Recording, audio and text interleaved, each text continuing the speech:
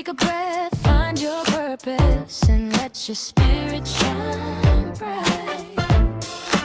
This is Daily Spark by Jacqueline.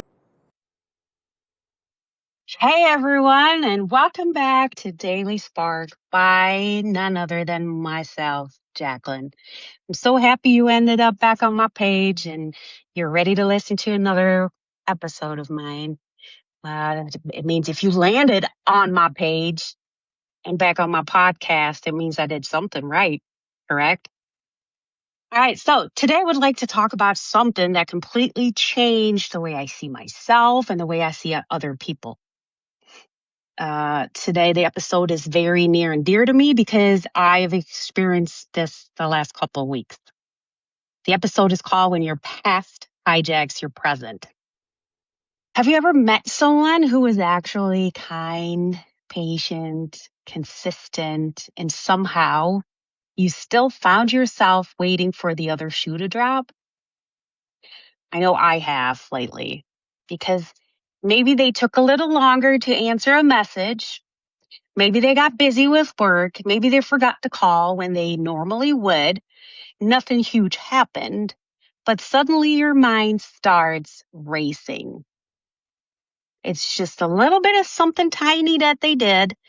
And this can be a drastic thing for someone with a past and horrible experiences. Did I do something wrong? They're losing interest. Here we go again. Those are questions.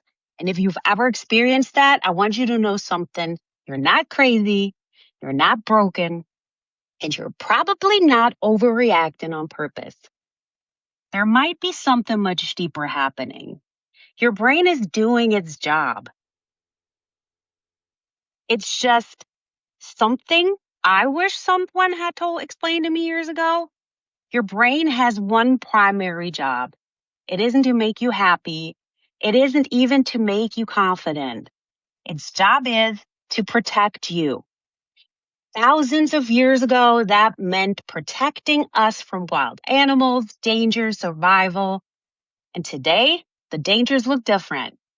Heartbreak, rejection, abandonment, being ignored, being left, being betrayed. Your brain doesn't always know the difference between a real threat and something that simply reminds you of an old wound. That's where your nervous system comes in. Because, your nervous system remembers. Think about this. You touched a hot stove as a child.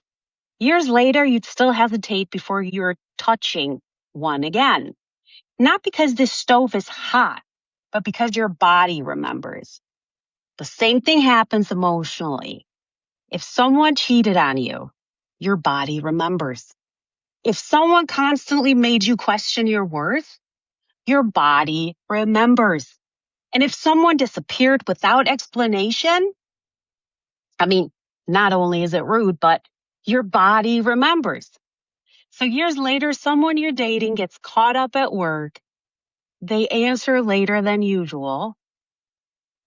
Nothing is actually wrong, but your nervous system whispers, we've been here before.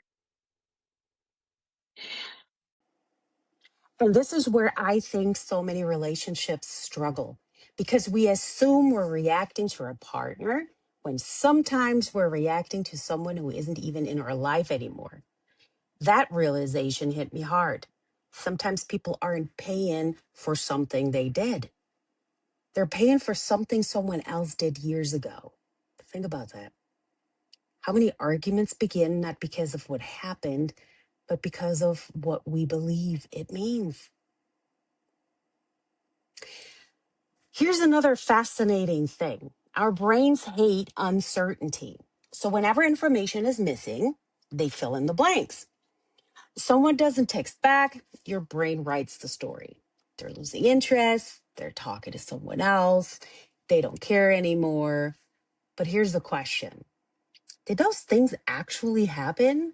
Or did your brain simply borrow an old story and paste it onto a new person? Because I know that happened in my case. He did say something stupid, which got me upset, but I reacted because I thought back to how I felt at that moment.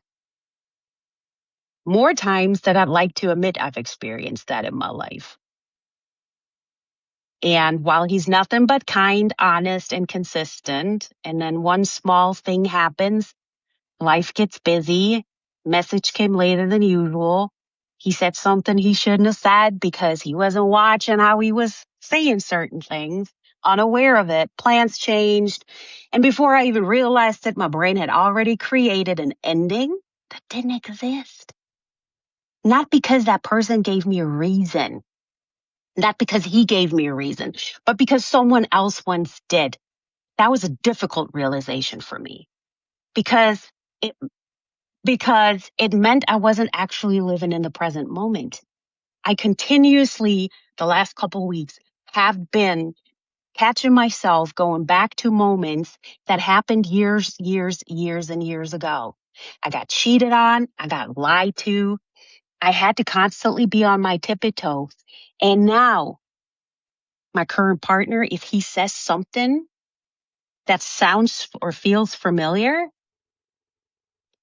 it catches me off guard. I pull back and I walk around on eggshells.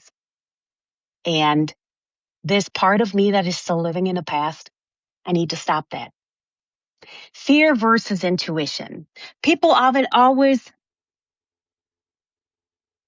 fear versus intuition. People often ask me, how do I know it's my intuition or if it's fear? Well, here is how I've started to look at it. Fear usually means or wants immediate answers. It rushes, it panics, it assumes. Intuition is much quieter, doesn't scream, simply notices. Fear creates stories, intuition gathers facts. Learning the difference between those two voices might be one of the greatest gifts we can give ourselves. Healing. Healing isn't pretending your past never happened. Healing isn't convincing yourself that nobody will ever hurt you again.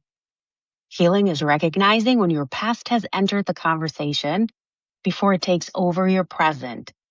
It's learning to pause, to breathe, to ask yourself, is this really happening right now? Or is my nervous system trying to protect me from from an older version of me? Because those are two completely different things. Now, mind you, the situation I had last night, I realized old Jack Lee would have handled the situation completely different. I would have blown up. I would have said things I wouldn't have meant just because I got hurt. But I handled this all different. So my relationship advice is, if you're in a healthy relationship or you're hoping to build one someday, remember this. The person standing in front of you deserves the chance to be different from the people who hurt you. That doesn't mean ignoring red flags. It doesn't mean accepting poor treatment. It simply means giving someone the opportunity to earn your trust. And my partner has my trust. Instead of making them carry someone else's mistakes, I leave my past in my past. Healthy love doesn't erase trauma, but it can help create new experiences that slowly teach your nervous system. Not everyone leaves, not everyone lies, not everyone disappears. And sometimes that's where healing quietly begins. We need to understand there's people that are still good hearted. There's people that sometimes, because of their own experiences, they don't know how to act in certain situations. They don't know what to say. So today I want to leave you with this. Your feelings are real. They deserve compassion, but they aren't always telling you the truth.